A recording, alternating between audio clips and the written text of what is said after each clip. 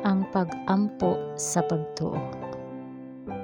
Ang pag-ampo mao ang langitnong paagi sa kalampusan sa pagbuntog sa sala.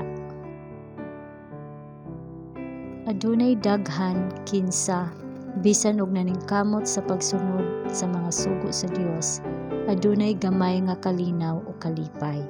Kining kakulang sa ilang kasinatian mao'y resulta sa kapakyasan sa pagpakitag pagtuo. Sila naglakaw nga daw usa ka parat nga yuta, usa ka uga nga kamingawan. Diyutay ra ang ilang pag-angkon sa dihang daghan pa ang ilang pangayoon, kay walay kinutuban ang mga saad sa Dios.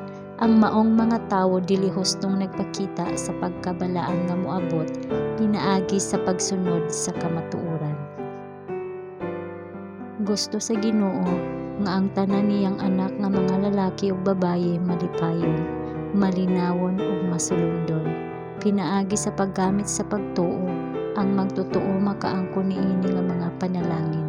Pinaagi sa pagtuo, ang matag kakulang sa kinaiya mahatag, ang matag kahugawan malimpyuhan, ang matag sayop matulid, ang matag pagkamaayo mapalambo.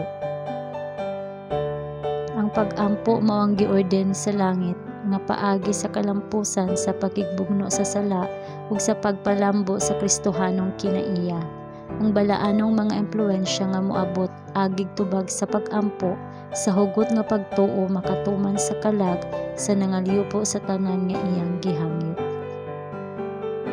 Alang sa kapasayloan sa sala, alang sa balaang espiritu, alang sa usa ka Kristohanong kinaiya, alang sa kaalam ug kusog sa pagbuhat sa iyang buhat, alang sa bisan unsa nga gasa nga iyang gisaad, kita makapangayo, ug ang saad mao kamo makadawat.